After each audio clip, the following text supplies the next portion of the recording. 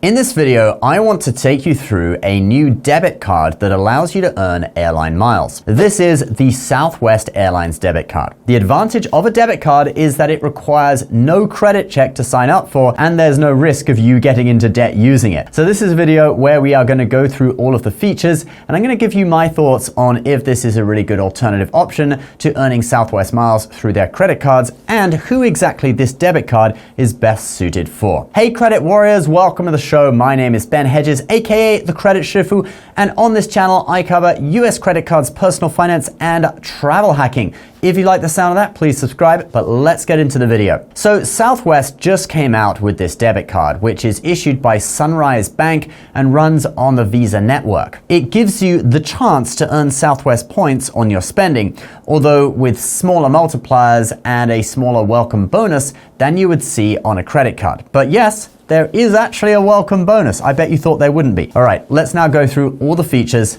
starting with that bonus. The welcome bonus is 2,500 points for getting 2 direct deposits into the checking account linked to the card and spending $100 in the first 90 days. If you look in the small print, those must be recurring deposits, so I'm guessing they are hoping that you get your monthly income paid into the account. Not sure how strict that's gonna be or how they even check that, okay? I'm guessing they think that those 2 deposits must be from the same vendor or whatever. They don't say that, but the fact that they say recurring makes me think that probably best to do it that way. Switch your paycheck to being paid into that card, into that account for the first 90 days. The points guy values Southwest points at 1.4 cents per point. So if we use that valuation, that gives us $35 in value for the bonus, which would be laughable if this was a credit card, but it's not. This is a debit card, and most debit cards offer nothing. So it's actually not bad. Like, this is literally the definition of the saying, it's better than nothing. Now let's look at the points that you can earn on the card. So debit cards have way lower merchant fees than credit cards, okay? That's the fees that are charged to stores and websites when you buy things.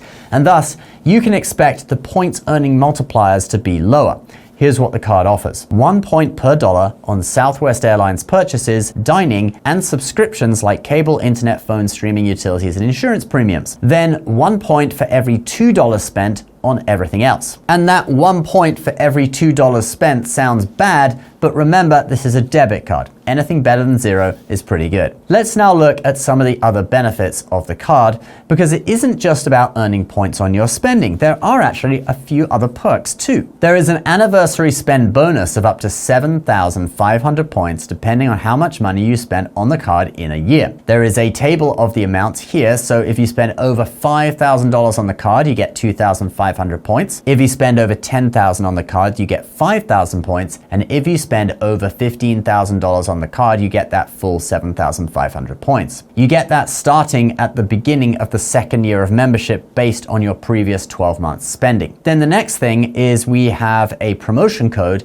that gets you 20% off Southwest flights each year. This one is based on calendar year, so it appears in your account by the latest January 31st each year, and you enter it at checkout when you're booking a flight. This code is valid for 1 year, so if you don't use it, you lose it. Then we have a statement credit of $35 for Southwest spending. The crazy thing about this one is, though, that they say that you have to wait up to 140 days to receive it in your account. Like, what is the point? Okay, it's only $35 to begin with. After 140 days, I will have forgotten about it, all right? It's just gonna get lost in my account. Like, oh, I paid $35 less this month. Like, what's that about? I guess you're still getting the value out of it, but it just seems like such a long time that you have to be out of pocket for that you probably won't even feel like you saved any money when you finally get the credit. The next thing is that you can get a companion pass qualifying bonus of 7,500 points in your account. And again, this one is every January 31st. This is in addition to the up to 7,500 points that you can get for a spending bonus. So that's actually 15,000 points up for grabs. This is similar to the Southwest credit cards that offer a 10,000 points bonus every January 31st. And all points, even though they say that bonus is a companion pass points qualifying bonus, actually all points earned on this card do count towards the Companion Pass. And that's just like with the Southwest credit cards. The Companion Pass requires you to earn 135,000 points in a calendar year, and then you get 2-for-1 flights for you and the same companion for the rest of that year and the whole of the next year. Then what about fees? Does this debit card charge a fee? Well, surprisingly, it does, okay? It has a $6.99 monthly fee, but you can have it waived if you maintain a monthly average balance of $2,500 in your account. But that is kind of a high requirement. I'd personally prefer to see a minimum direct deposit requirement, like if you get a direct deposit of $1,000 per month, then you have no fees. So basically, if you get paid your wages into the account, no matter how low or high they are, you're probably going to be good to go. Now in total though, what do I think about this card? Well, basically I see it as a good option for someone who isn't in a position to apply for a Southwest credit card. The Southwest credit cards are issued by Chase, and Chase typically likes to see a year of credit history, so you can't get one of their cards if you're straight out the gate. You need to build credit with starter cards first.